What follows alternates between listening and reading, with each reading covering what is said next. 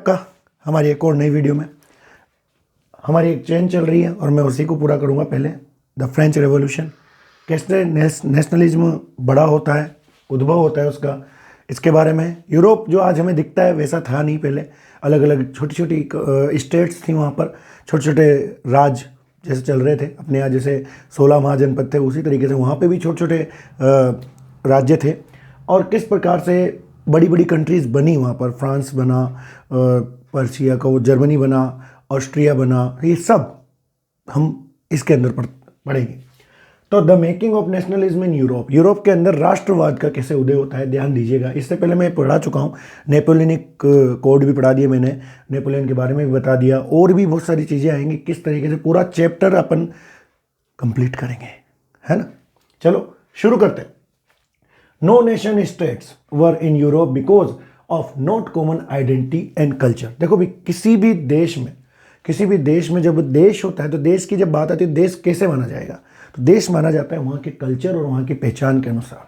अगर किसी भी देश की एक अलग पहचान है और एक अलग कल्चर है तो वह एक देश कहलाता है। तो यहाँ पर दिक्कत ये थी, यूरोपियन कंट्रीज़ में, यूरोपियन कॉन्टिनेंट में कोई भी राज्य या कोई भी जो प्रदेश था या कोई भी जो सत्तारूढ़ी जो भी एक राज्य था, उसके पास एक पहचान नहीं थी। क्या हो रहा था माय डियर, कि जैसे मान लो ये एक राज्य है तो कुछ लोग ये भाषा बोलने वाले हैं, कुछ लोग ये भाषा, कुछ लोग हिंदी बोलने वाले, कुछ लोग ऐसे। यहाँ पे मैं बात करेंगे अपन, अब अलग अलग हटाऊँगा मैं आपको। तो भाई क्या था कि ये किसकी चीज़ की कमी थी, आइडेंटिटी और कल्चर की। देखो, एक स्टेट को बनाने में इन दोनों की बहुत ज़रूरत पड़ती है। चलो पढ़ते हैं। People residing in different areas, जो अलग अलग लोगों, मतलब जैसे एक अलग कंट्री है, ये राज्य मान लेते हैं, इसके अलग अलग भाग हैं, तो अलग अलग भाषाएं बोलते थे वह लोग, अलग अलग लैंग्वेज। भाई साहब, अगर आप अलग अलग लैंग्वेज बोलेंगे तो आप एक नहीं हो पाएंगे। वो तो भला हो हमारे सरदार वल्लभ भाई पटेल का, जो आज हमें इतनी बढ़िया कंट्री बना के दे दी उन्होंने, क्योंकि उन्होंने ही एकता के सूत्र में बांधा इसे। क्योंकि आप सोच सकते 565 के समथिंग रियासतें छोटी मोटी सब मिला के, सोच सकते हो आप कैसे उन्होंने मैनेज किया होगा। और जम्मू कश्मीर भी कर देते हैं, लेकिन क्या करें, कुछ प्रॉब्लम्स आ गई थी। चलो उदाहरण देते हैं। हंगरी, जैसे कि हंगरी का मैं उदाहरण ले रहा हूँ, हंगरी कंट्री का। तो आदि हंगरी की जो पॉपुलेशन थी वो बोलती थी मैगर। मैगर एक प्रकार की भाषा है, जैसे हमारे यहाँ हाड़ौती है ना, हिंदी, मारवाड़ी, मेवाड़ी, शेखावटी, ये सब। और अदर हाफ जो दूसरी आदि थी वो बोलती थी वेराइटी ऑफ डायलैक्ट्स, अलग अलग प्रकार की छोटी मोटी भाषाएं हैं। डायलैक्ट्स बोलते हैं, मातृभाषा ले लो आप, लघु बोली ले लो।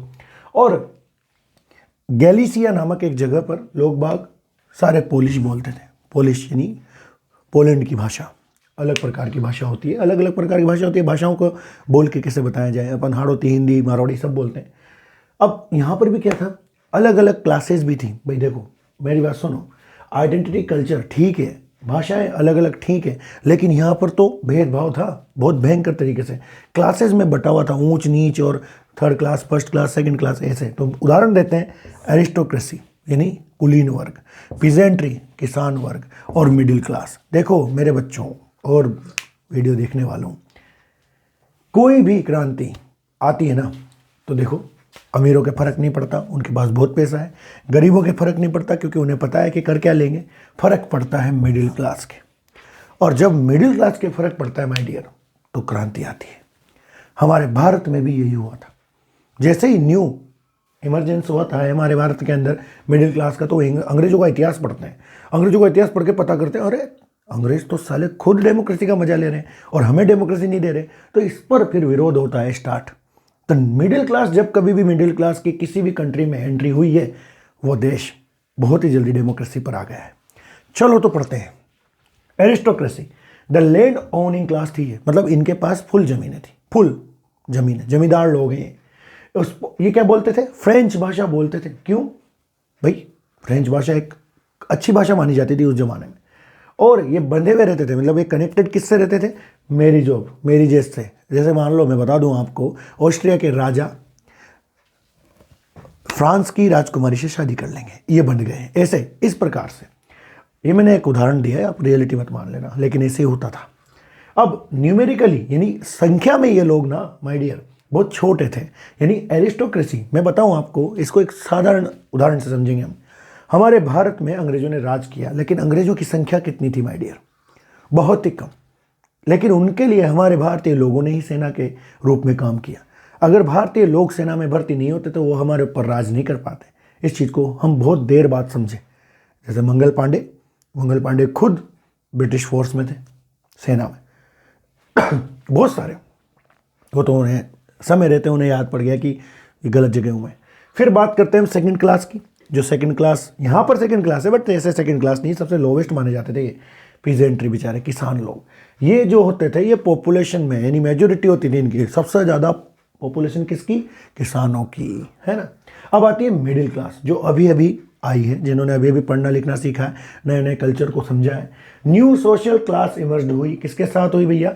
जैसे जैसे टाउन बने और जैसे जैसे कमर्शियल क्लासेज आई। कमर्शियल क्लासेज मतलब व्यापारिक। जैसे मैं बताऊं आपको उदाहरण के तौर पर, टीचर है, शॉपकीपर है, ट्रेडर्स हैं, ये लोग, ठीक है। अब बात करते हैं इनकी ये कैसे बेहतर हुए, इन्होंने कैसे सोचा कि नेशनलिज्म होना चाहिए, तो ये यहाँ से आया। एजुकेटेड क्लासेज, ये क्या था भैया? पढ़े लिखे ये लोग। जब ये पढ़े लिखे, मिडिल क्लास ही पढ़ती है, पढ़ी लिखी, तो इन्हें पता लगा कि यार भारत मतलब हमें एक कंट्री की नेशनलिटी चाहिए। दैट मीन्स कि हमें एक कंट्री का निर्माण करना है। फ्रांस का उस समय प्रारूप नहीं था, बट समझ सकते हो आप कि हमें एक देश बनाना है, ठीक है। गोल्ड पिक्चर देखी हो आपने, तो अक्षय कुमार एक चरखे वाला झंडा लेके फिरता है, लेकिन रियलिटी में झंडा कौन सा आया? सर्किल वाला, अशोक चक्र वाला।